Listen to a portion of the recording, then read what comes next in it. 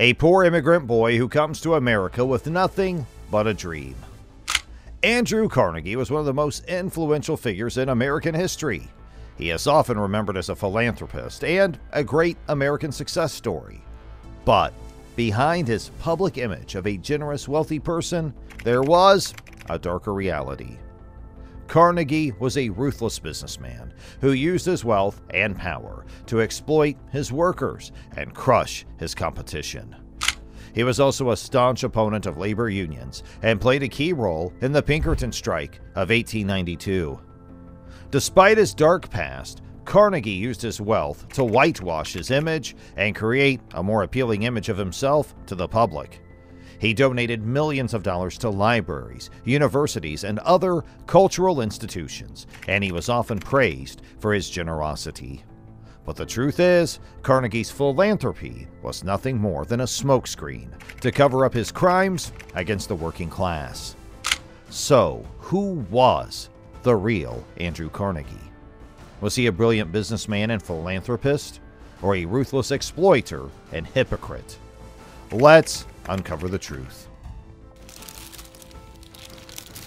A quaint, fog-covered town in Scotland, Dunfermline, in 1835.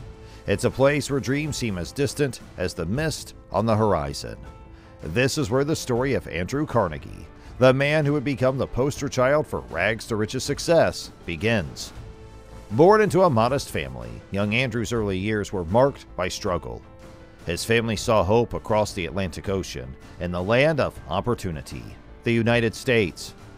At the tender age of just 13, Carnegie and his family set sail for America.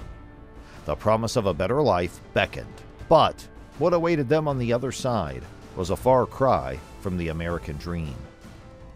Their ship docked in the vibrant and bustling city of Pittsburgh, Pennsylvania. But for the Carnegies, it was not a smooth transition into the new world. Andrew's first taste of the American dream came in the form of harsh labor.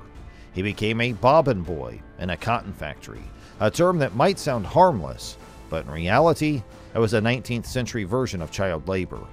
It meant long hours, monotonous work, and meager pay. Yet, young Andrew was not one to be beaten down by circumstances. He was a resilient and curious lad who harbored dreams far grander than his humble beginnings.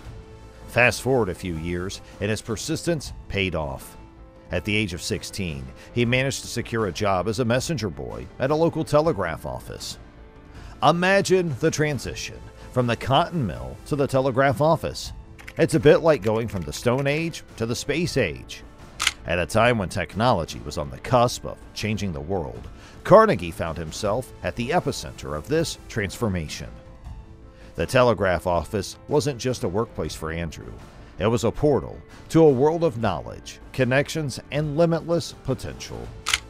This was his first step into the realm of technology and communication that would come to shape his future endeavors in unimaginable ways.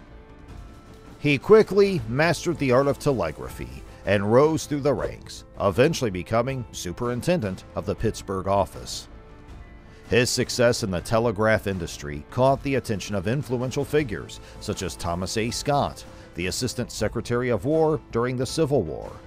Scott recruited Carnegie to manage the Union's military railroads and telegraph lines. This experience gave Carnegie valuable insights into the inner workings of government and business, as well as the importance of transportation and communication in a rapidly industrializing nation. After the war, Carnegie ventured into the burgeoning steel industry. He saw the potential of steel to revolutionize American infrastructure and manufacturing. He invested heavily in new technologies and processes, such as the Bessemer process, which allowed for the mass production of steel.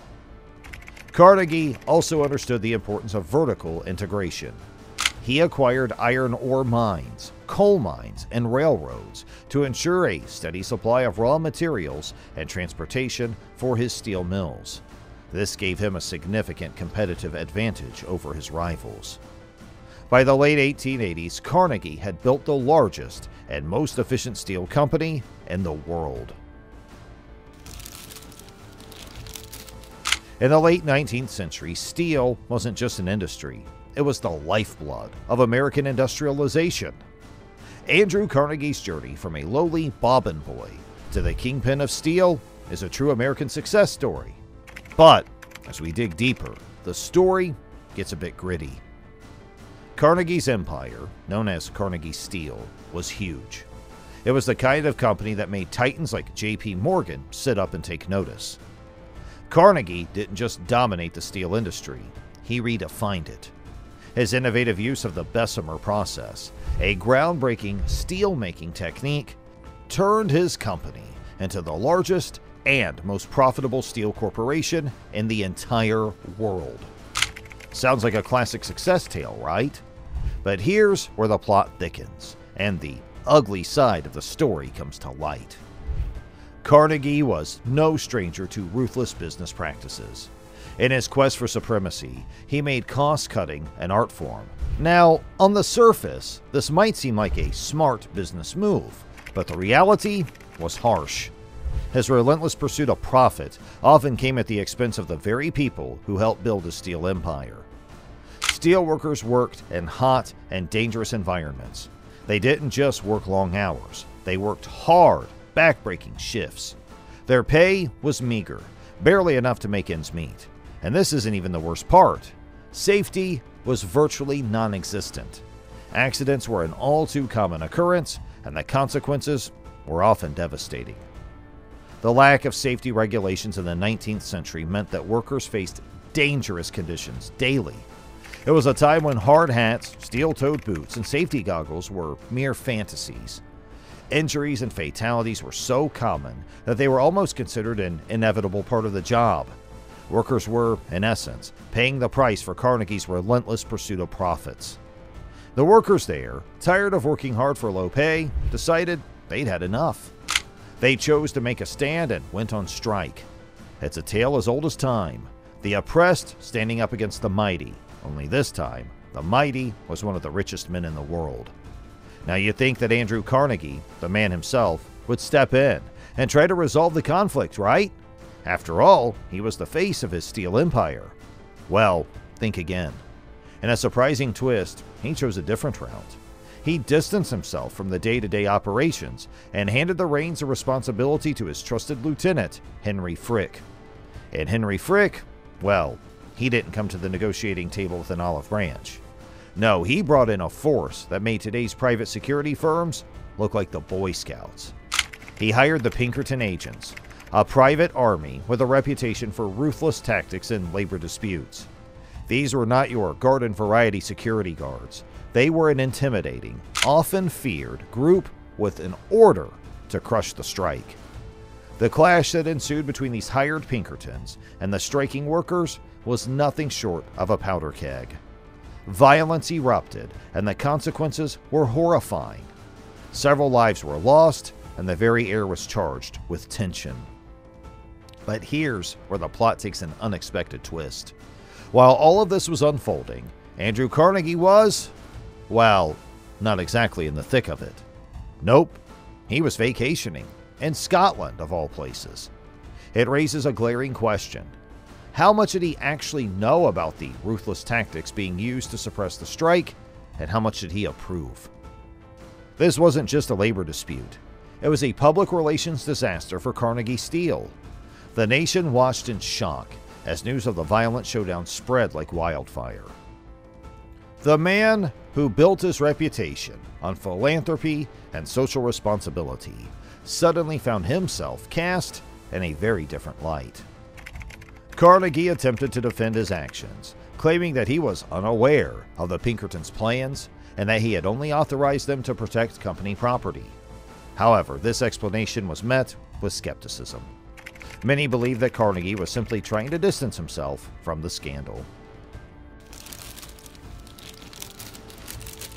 Carnegie's public image was severely tarnished by the Homestead Strike. He was once seen as a benevolent philanthropist, but now he was viewed as a ruthless capitalist who would stop at nothing to crush his workers' unions. Despite the damage to his reputation, Carnegie continued to amass wealth. Now comes the philanthropic side of Andrew Carnegie's life, where his riches meant the world of books and knowledge. It's now the early 1900s, and Andrew Carnegie is fresh off the sale of his steel empire to J.P. Morgan for the jaw-dropping sum of $480 million, which, by today's standards, would be around $13 billion. He had officially joined the ranks of the world's richest men. But instead of hoarding his fortune like a dragon guarding its treasure, Carnegie decided to become a titan of philanthropy. He wanted to be remembered not just as a steel magnate, but as a benefactor of humanity. And thus, the era of the Carnegie Libraries was born. Carnegie's vision was simple and noble. He wanted to make knowledge accessible to everyone, regardless of their social or economic background. He believed that libraries were the key to education and self-improvement, and he put his money where his heart was. Over the years, he funded the construction of over 2,500 libraries across the United States and various parts of the world. These libraries, often graced with his name, would serve as beacons of learning, offering books and resources, and a place for communities to grow and thrive. It's a beautiful vision, right? But there's a catch, a rather significant one. Carnegie had a condition. The local communities receiving his library funding had to commit to ongoing funding for the maintenance and operation of these institutions. In other words, Carnegie wasn't just giving away libraries. He was giving away libraries with strings attached. Now, this condition isn't necessarily evil. It was, in his eyes, a way to ensure that these libraries would be valued and maintained, rather than falling into disrepair. But, and it's a big but, it also placed a burden on often cash-strapped municipalities. Keeping up these splendid Carnegie libraries required financial resources, and many communities found it challenging to meet this financial obligation.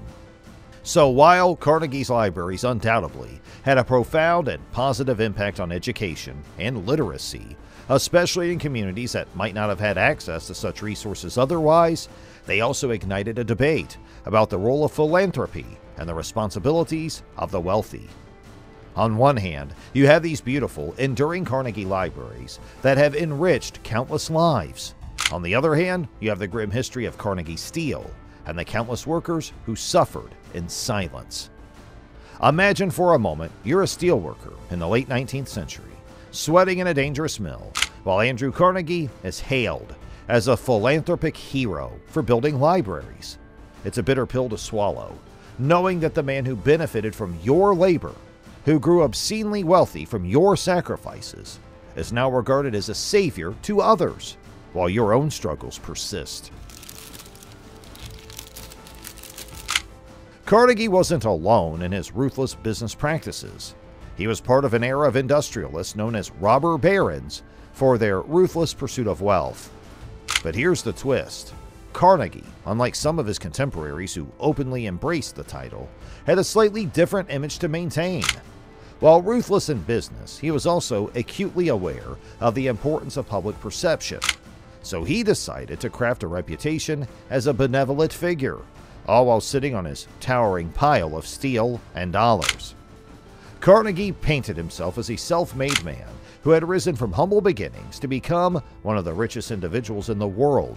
His rags-to-riches narrative was a story that resonated with the American dream. He wanted the people to see him as a living embodiment of that dream, a symbol of what hard work and determination could achieve. To bolster this image, Carnegie penned a famous essay titled The Gospel of Wealth.